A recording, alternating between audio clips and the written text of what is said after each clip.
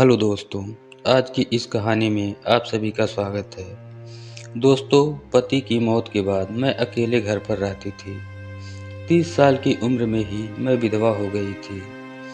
30 साल की विधवा होते हुए भी मैंने अपने बदन को काफ़ी मेंटेन किया हुआ था। एक दिन सुबह उठकर मैं रसोई घर में चाय बना रही थी कि हल्की-हल्की बारिश होने लगी। मैंने चाय के साथ-साथ गरमे-गरम पकौड़े भी तल दिए। इसके बाद तौलिया और नहाने के बाद पहनने वाले अंदरूनी कपड़े बाथरूम में रख दिए। चाय बनाने के बाद मैंने खिड़की बंद कर दी और टेलीविज़न की आवाज़ तेज कर दी और मैं डांस करने लगी और मस्ती में मैं खुद को दीवार पर लगे बड़े आईने में देखने लगी। मैंने काले रंग की नाइटी सूट पहनी थी। मैं मस्ती में डांस कर रही थी कि तभी दरवाजे की बेल बजी। मैंने टीवी की आवाज़ कम कर दी और एक दुपट्टा सिर पर रख लिया और मैंने दरवाज़ा खोला तो बाहर कुरियर वाला खड़ा था।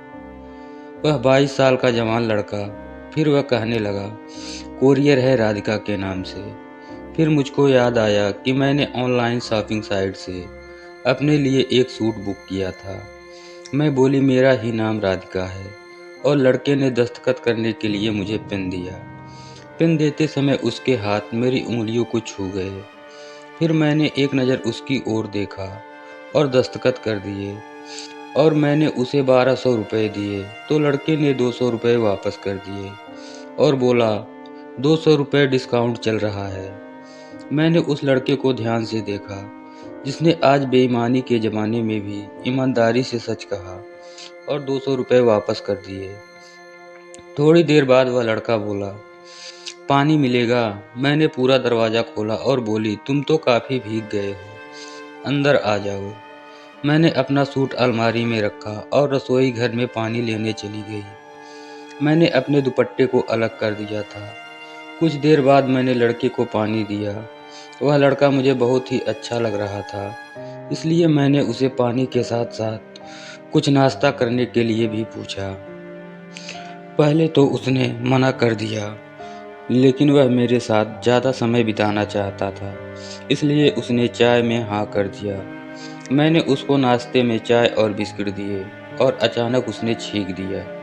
मैं बोली, तुम्हें तो सर्दी लग गई है, अभी बारिश भी तेज है, तुम चाहो तो थोड़ी देर यहाँ रुक सकते हो, तुम्हारे कपड़े भी भीग गए हैं, चाहो तो बाथरूम में जाकर फ्रेश हो सकते हो।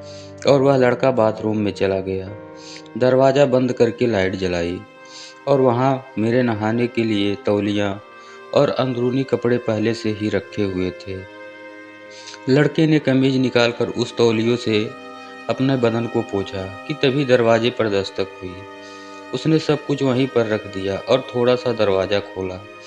मैंने उसको काले रंग का कुर्ता दिया और बोली, यह लो, पहन लेना। लड़के ने वह कुर्ता पहन लिया और अपनी कमीज सूखने के लिए डाल दी और वह बेडरूम में जाकर टेलीविज़न देखने लगा।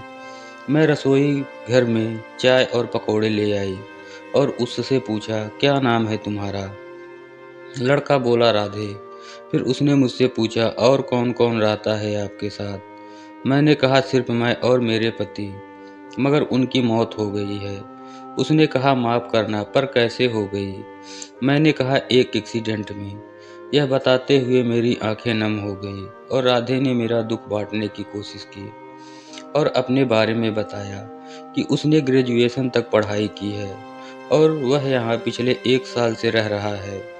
जब उसे कोई नौकरी नहीं मिली तो उसने कुरियर कंपनी में नौकरी शुरू कर दी। हम दोनों को बात करते करते 1 घंटा हो गया था और मैं राधे को अपनी शादी की तस्वीरें दिखाने लगी।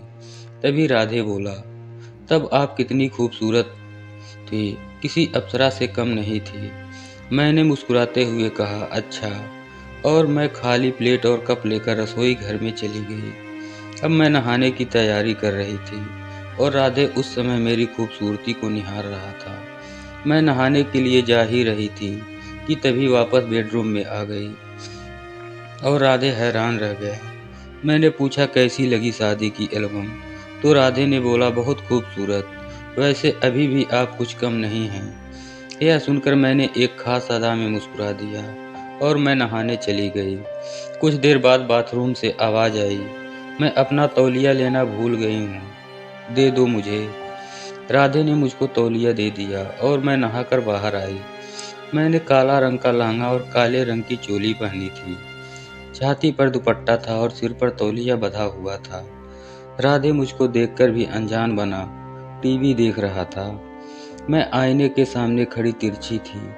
मैंने अपने पूरे बाल खोल दिए थे। खुले हुए बाल मेरी खूबसूरती को और भी बढ़ा रहे थे। तभी राधे के मन में आया कि वह चुपके से उठकर मुझको पकड़ ले। तभी मैंने राधे की तरफ देखा। इससे राधे घबरा गया और अपनी चोर नज़रों को टीवी पर लगा दिया। कुछ देर बाद मैं राधे के पास जाकर बैठ गई और उससे बात करने लगी। बीच बीच में राधे का हाथ मेरे हाथ को छू भी जाता था, पर मैंने बुरा नहीं माना। इससे राधे की हिम्मत बढ़ गई और वह अब जानबूझकर मेरे हाथों को छूने लगा। इसी तरह दोपहर के 1 बज गए और बारिश धीमी हो गई थी। अब हम दोनों खाना खाने लगे। फिर राधे ने पूछा, आप दोबारा शादी क्यों नहीं कर लेती? फिर मैं बोली, तुमने क्यों नहीं किया अभी तक? फिर उसने कहा, माँ तो कई बार जिद करती है शादी के लिए, पर मैं ही टाल देता हूँ कि अभी तक कोई लड़की पसंद नहीं आई। जब पसंद आएगी तो कर लूँगा। कैसी लड़की पसंद है तुम्हें? मैंने पूछा। वही जो आपकी तरह समझदार और घरेलू काम जानती हो और जो मुझे रोज़ गर्मा गर्म चाय और बिल्कुल आप जैसे पकौड़े बनाकर खिला सके। मैं उसका भाव समझते हुए बोली, मैं तो तुमसे 8 साल बड़ी हूँ और विधवा भी हूँ। राधे ने बोला, तो क्या हुआ? मैंने कहा, पर क्या तुम्हारे माता पिता मानेंगे? उसने कहा, अरे शादी मुझे करना है या मम्मी पापा को? तुमने वह कहावत नहीं सुनी कि जब मियाँ बीवी राजी तो क्या करेगा काजी? और इसी बातों बातों में शाम के 4 बज चुके थे। तभी राधे का फ़ोन आया। उसकी मम्मी ने फ़ोन किया था और वह बात करने के लिए रसोई घर में चला गया। मैं दीवार से कान लगाए राधे की बातें सुन रही थी और राधे ने भाप लिया था कि मैं पास में ही हूँ। और तभी राधे बोला, नहीं मम्मी, अब लड़की देखने की ज़रूरत नहीं है। मुझे एक लड़की पसंद है। यह सुनकर मैं शर्मा गई और नज़रें बचाकर राधे को देखने लगी। इसके बाद राधे ने फ़ोन काट दिया और तभी बारिश दोबारा शुरू हो गई और मैंने राधे को रोका। मैं बोली, अगर बुरा ना मानो तो आज यहीं रुक जाओ। राधे का भी मन कर रहा था मेरे साथ पूरी रात रुकने का। मैं बोली, मैं रसोई घर में सो जाती हूँ, तुम यहाँ बेडरूम में सो जाओ। उसने कहा, नहीं, मैं वहाँ सो जाऊँगा और तुम बेडरूम में सोना, क्योंकि यह घर तो तुम्हारा है। तभी मेरे मुंह से निकल गया कि शादी के बाद तो तुम्हारा भी हो जाएगा। यह बात सुनकर राधे बहुत खुश हो गया।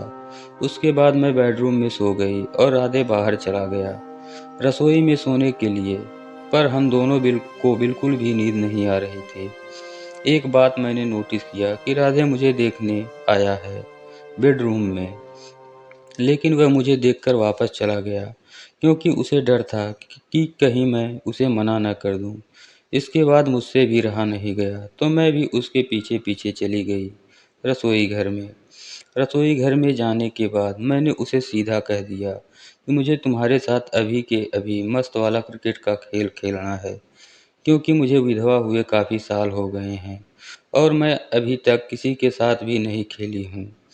तो मेरा अब बहुत ही ज़्यादा मन कर रहा है और वैसे भी हम तो शादी करने वाले हैं, तो घबराओ मत, बेडरूम में आ जाओ। इसके बाद तो आप जानते ही हैं हमारे बीच क्या हुआ। उसके बाद से 2 महीने बाद ही हमने शादी कर ली और हम दोनों अब रोज़ मस्त वाला क्रिकेट का खेल खेलते हैं। मैंने अपना सब कुछ राधे को समर्पित कर दिया था क्योंकि हम दोनों एक दूसरे के साथ पूरा जीवन निभाने वाले थे। तो दोस्तों, अगर आपको कहानी अच्छी लगी है तो चैनल को सब्सक्राइब ज़रूर करें।